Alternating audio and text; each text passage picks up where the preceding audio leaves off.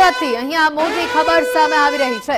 સુરતમાં રક્ષાબંધન પર્વ ટાણે પાલિકાના દરોડા સામે આવ્યા છે। શહેરના નામી મીઠાઈ વિક્રેતાઓને ત્યાં ફૂડ વિભાગની તપાસ। મીઠાઈમાં થતી ભેળસેળ રોકવા માટે ફૂડ વિભાગ સક્રિય બન્યું છે। શહેરના અલગ અલગ 9 ઝોનમાં તપાસ ચાલી રહી છે। મીઠાઈના શંકાસ્પદ સેમ્પલ લઈને લેબોરેટરીમાં મોકલવામાં આવ્યા। ભાગલ વિસ્તારમાં આવેલા મોહન મીઠાઈને ત્યાં દરોડા પડ્યા છે। તંત્રની આ અચાનક કાર્યવાહીથી વેપારીઓમાં દોડધામ છે, ફફડાટનો માહોલ છે। વધુ વિગતો સાથે સંવાદદાતા રાકેશ બ્રહ્મભટ્ટ જોડાઈ ચૂક્યા છે। રાકેશ, જે પ્રકારે રક્ષાબંધનનો પર્વ નજીક છે અને ફૂડ વિભાગ દ્વારા જે અત્યારે કાર્યવાહી કરવામાં આવી છે સેમ્પલ લેવાની, શું દ્રશ્યો અને શું માહિતી સામે આવી રહી છે?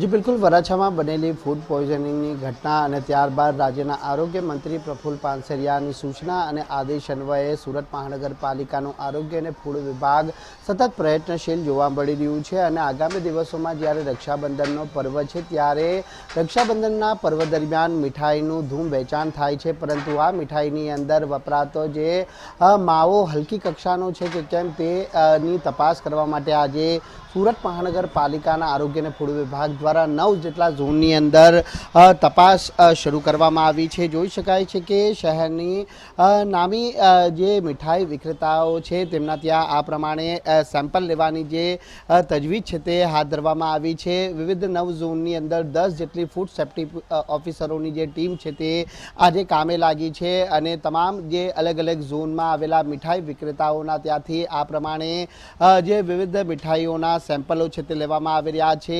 ખાસ કરીને મીઠાઈનું વેચાણ તો કરવામાં આવે છે, પરંતુ જે મીઠાઈ લોકો આરોગે છે તે મીઠાઈ કેટલી ગુણવત્તાયુક્ત છે તેનો ખ્યાલ છે તે લોકોને હોતો નથી, કારણ કે તેમાં માવાની ભેળસેળ કરવામાં આવે છે અને તે ભેળસેળ ઝડપી પાડવા માટે જ આજે કોર્પોરેશનની જે પાલિકાની ફૂડ અને આરોગ્ય વિભાગની ટીમ આ પ્રમાણે સેમ્પલ લઈ રહી છે। ત્યારે અધિકારીનું શું કહેવું છે તે આપણે જાણવાનો સીધો પ્રયત્ન કરીશું। મેડમ, આપનું નામ?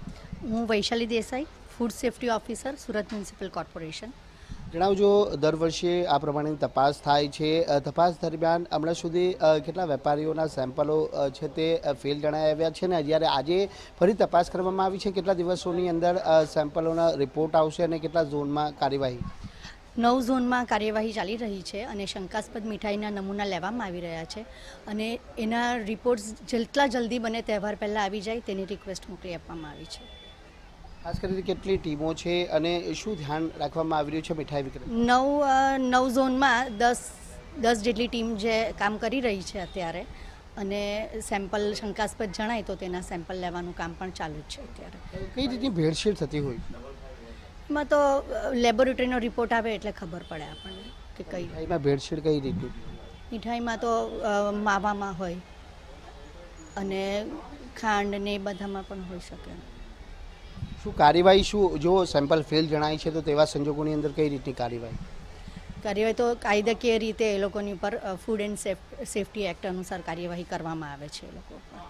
તો બિલકુલ જે પ્રમાણે સાંભળ્યું છે તેમ કે ફૂડ એજ્યુકેટિંગ એક્ટ હેઠળ છે તે જો સેમ્પલ ફેલ જણાય છે તો તેવા સંજોગોની અંદર કાર્યવાહી કરવામાં આવે છે। આ સાથે જ જે રસગુલ્લા હોય, ગુલાબજામુન હોય તે સીલબંધ જે પેકિંગ છે તેની પણ તપાસ કરાઈ રહી છે। વિવિધ જે મીઠાઈને લગતી જે ખાસ સામગ્રી અને વાનગી છે તેની આ પ્રમાણે તપાસ કરવામાં આવી રહી છે। ભૂતકાળમાં અનેક મીઠાઈ વિક્રેતાઓના સેમ્પલો ફેલ જણાયા છે અને તેવા વેપારીઓ સામે પણ છે ફૂડ એજ્યુકેટિંગ એક્ટ હેઠળ છે તે કાર્યવાહી કરવામાં આવી છે। ત્યારે આગામી દિવસોમાં રક્ષાબંધનને ગણતરીના દિવસો બાકી રહ્યા છે અને આ દિવસો દરમિયાન જે તે મીઠાઈનું ધૂમ વેચાણ થાય છે અને લોકો ખરીદી કરતા હોય છે, ત્યારે લોકોના આરોગ્ય સાથે ચેડા ન થાય અને ખાદ્ય સુરક્ષા જળવાઈ રહે તે માટે આ વિશેષ જે તપાસ છે તે આજે સુરતના વિવિધ ઝોન વિસ્તારની અંદર છે તે હાલ કરવામાં આવી રહી છે। જોવાનું એ રહેશે કે કેટલા મીઠાઈ વિક્રેતાઓના ત્યાંથી સેમ્પલ કલેક્ટ કરવામાં આવે છે અને